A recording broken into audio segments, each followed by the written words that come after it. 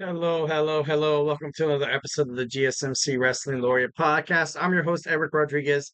Every Monday through Friday, 8 p.m. Pacific Time, 11 p.m. Eastern Time, here to talk all things professional wrestling, from TNA to Ring of Honor to New Japan Professional Wrestling, AEW, also, of course, the WWE. I'm here. I'm your man every weeknight, so make sure you catch the GSMC Wrestling Laureate Podcast. Just if you want to talk about wrestling, want to watch a show that's dedicated for wrestling, all the action inside and outside of the ring, all the stuff happening behind the curtains, and all the stuff, with superstars and stuff like that.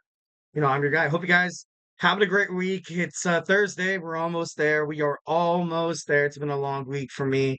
I know, personally, I've been like trying to, kind of battling allergies a little bit, coughing a little bit, scratchy throat, sneezing and stuff like that. It's the changing of the seasons are never really that great to kind of, to deal with because my body's just, it's weird like that, especially where I live in Southern California. I live in, you know, around Riverside, California. So right now, even outside, I do my podcast. It's like an office. It's like an outside room. So it gets to be like 97 degrees and stuff like that. That's why sometimes if you watch the podcast, if you see me in my shirt and like if there's sweat stains and stuff like that, just kind of bear with me, bear with me. Anyways, thank you so much for tuning in to the GSMC Wrestling Laureate Podcast, brought to you by the GSMC Sports Network. We have a lot of great things for you today on tap. Today we have our AEW Dynamite 250 review. We have our Thursday Night Wrestling preview. We jump into the ring of TNA, also the world of Ring of Honor. And then we also talk about The Rock, the final boss. Was he really a good heel or not? There's I think it's Dan Mantro or something like that. I think it's his name. He's basically like, he's been within the Dutch Mantrell. He has a podcast called Story Time with Dutch Mantrell, where he was talking about, The Rock during his run as the final boss and how exactly he wasn't really a heel. Then we're gonna go over his top 10 heels in wrestling history. So that should be fun. Our fourth segment, we're gonna talk about Slammiversary, TNA Slammiversary happening on Saturday. Make sure you watch that. And on our fifth and final segment, we have our Thursday Superstar Spotlight of the week. We have Big E from the New Day. We're gonna jump into it. Super awesome, can't wait. But before we do any of that, I want to remind you guys to use the tips and donations link at the GSMCpodcast.net. Just put your questions up on top so you could so I can see it. Tell me what you like. Tell me what you don't like. Tell me what you want to further see in terms of professional wrestling. Give me projected storylines. Give me who you think should be champion or something like that. This podcast ultimately is designed for wrestling fans, kind of like have a hub to kind of talk, just freely, absolutely freely, no judgmental tones here. We're like the Planet Fitness of wrestling podcasts. And, send a chat. We'll talk about it. I'll address the audience. And yeah, it'll be really, really fun. So, here at the GSMC Sports Network, we do love a lot of peace, love, and positivity, 1,010%. Remember to subscribe to the show, the GSMC Wrestling Laureate Podcast, also the network, the GSMC Sports Network. Once again, the link is at the GSMCpodcast.net. All right, so let's go ahead and dig on into AEW Dynamite 250. We're going to start. We are, we have a match, AEW International Championship between MJF and Will Ospreay, live in Little Rock, Arkansas. I got to be honest, I really honestly didn't like the way this one turned out. And I'm, obviously for a couple of reasons. For the first reason, I feel like, I don't know, I just feel like Will Ospreay recently has been kind of getting the short end of the stick. Obviously, he lost to Swerve Strickland because of Don Callis, and they're kind of hinting at like a feud with the Don Callis family. Obviously, like I was talking about with Kyle Fletcher losing his Ring of Honor World Television Championship means that he's going to go to AEW full time. Maybe perhaps it's kind of like a Mariah May kind of Tony Storm kind of feel in terms of Kyle Fletcher and the aerial assassin Will Ospreay. So that'd be kind of interesting to kind of see what sprouts out. Maybe something very violent, like where you saw Mariah May. Tony Storm as soon as May won the Owen Hart Cup finals for the women's side. So, I'm expecting maybe something a little like that. That's the only way I could see this kind of making sense. Will Ospreay, as soon as he signed with AEW, he achieved immediate success. He had he got the international championship. He beat Roderick Strong. I believe he beat Roderick Strong at Double or Nothing. Don't quote me on that. I don't, Dynasty. No, I could be wrong, but it was a good match. All in all, I feel like it was overall a good match. And second of all, I don't know why they're putting the AEW International Championship on MJF. I feel like if you're gonna have him come back as the heel, as the face of AEW, you kind of want him to have him like I think Swerve has a little bit of a longer championship. No, I think they won the belt at the same time, to be honest, him and Will Ospreay.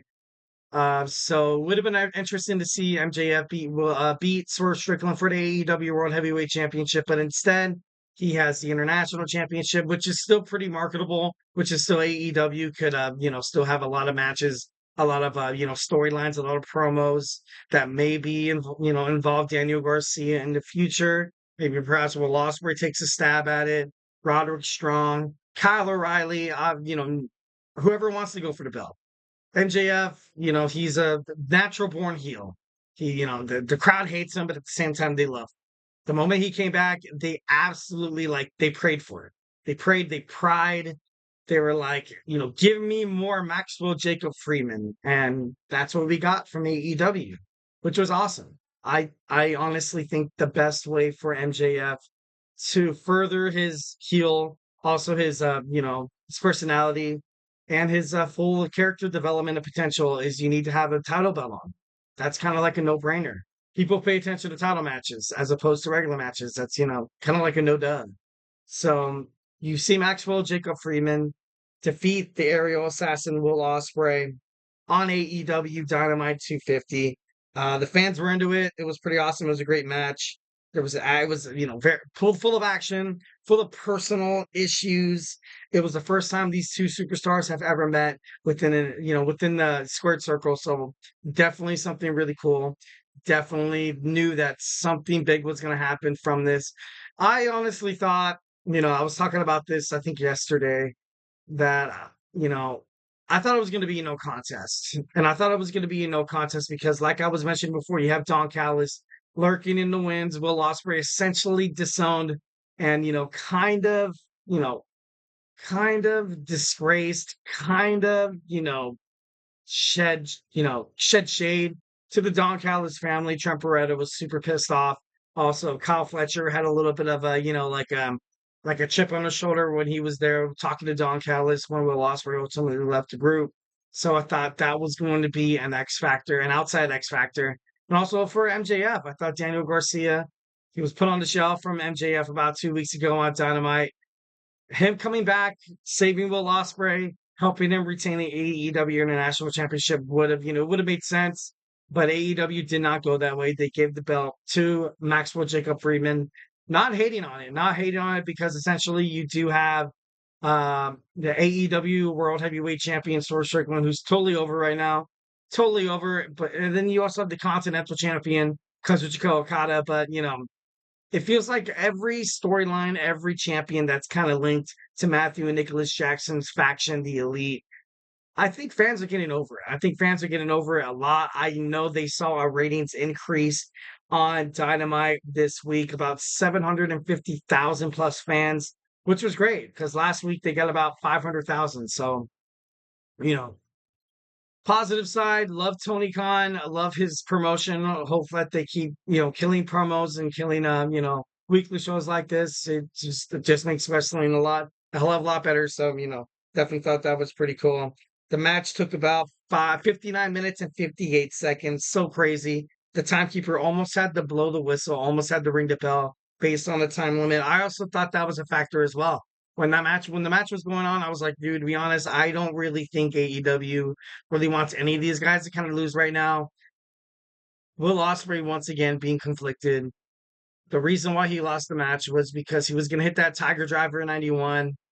Didn't really happen. He second thought himself. He put MJF down. He had him set up.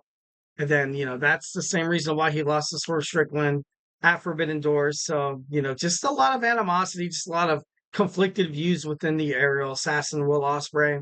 So it should be interesting to kind of find out where Will kind of goes from this. Will, now he doesn't have a title.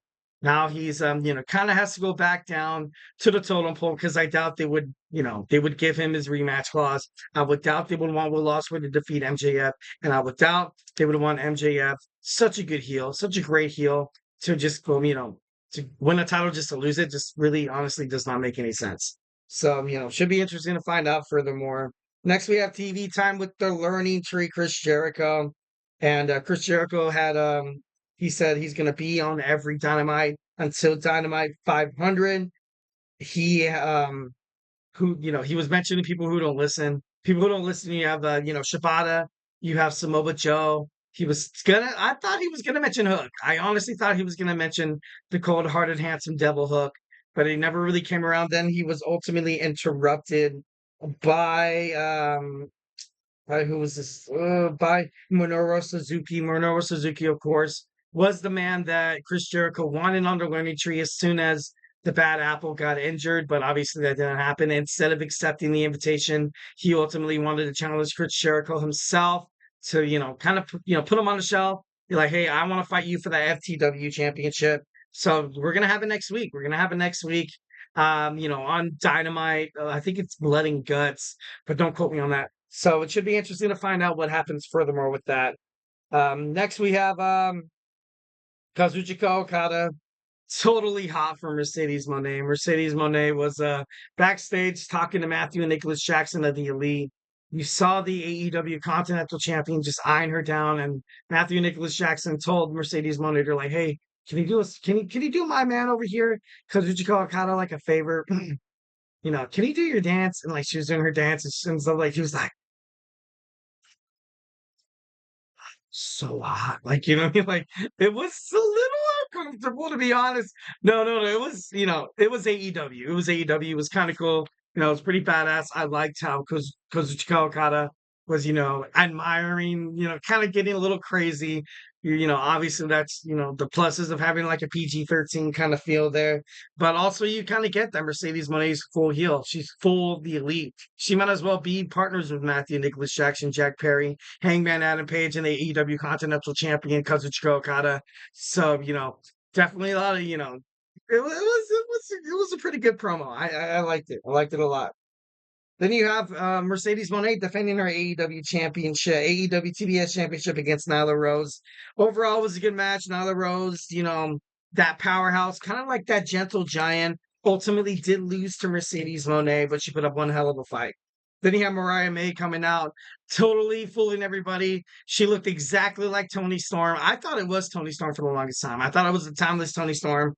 And then she started talking. I was like, oh, like this is getting personal right now. This is getting pretty personal. So you're going to have Mariah May having to confront timeless Toni Storm pretty soon in the near future before AEW All In at Wembley Stadium. So, she won the World Cup, the Owen Hart World Cup. She has a title shot. She is the number one contender for the timeless Toni Storm's AEW Women's World Championship. Should be interesting. She said in her promo that she was stringing Toni Storm along this whole entire time. She's always wanted to kill Toni Storm. But she said after all that, after all the animosity, after the attack with the high heel shoe, busting her open from ear to ear, she said, I still love you, Toni Storm. I still love you. Kind of crazy. Then you saw a promo backstage. You saw the Bang Bang Gang, thanks to Jay Switchblade White getting injured. You saw them have to relinquish the 6-man championship for Ring of Honor, also the trios championship from AEW. So now you're going to have those two belts on both rosters open, ready to earn. I think that makes for very, very good TV. You have it wide open. I love the trios championship. I love the concept of a 3-on-3. Because even though you have it, always had it within WWE, but they never really did anything about it. Like, you had the Judgment Day. You also had the New Day, who always had you had the Bloodline, who had more than two members. Okay, but now we got to pick two members to represent our brand, represent this faction to be tag team champions. So having a trio championship, I felt would ultimately benefited WWE. So you're on a main event. We have Swerve Strickland, the AEW World Heavyweight Champion, champion versus champion, going against the AEW Continental Champion, Kazuchika Okada. It was a good match. Swerve was about to kill it. He was about to hit that Swerve stomp. And then you saw Matthew and Nicholas Jackson come out first. Then you saw the Acclaimed. Then you saw Mark Briscoe. Then you saw Jack Perry. And then out of nowhere, you saw Hangman Adam Page. Hangman Adam Page confirming that he's going to be at Blood and Guts. He's going to be the partner of the Elite. Kind of crazy, kind of cool. Then out of nowhere, with Team AEW, outmatched from the Raptors, from the ceilings, from the heavens above, they must have prayed for some help because down came Darby Allin, recently medically cleared, said in an interview he's so excited to do some more crazy on AEW. Honestly, unpredictability is the name of the game in terms of professional wrestling. Overall, AEW Dynamite 250 deserved 700,000, 500 viewers average. So, definitely thought that was pretty cool. Definitely love that. Well, guys, do not go anywhere. We're going to jump on into our Thursday night wrestling preview. We jump into the world of Ring of Honor, also the Ring of TNA Impact. We're going to talk about that. So, hey, do not go anywhere.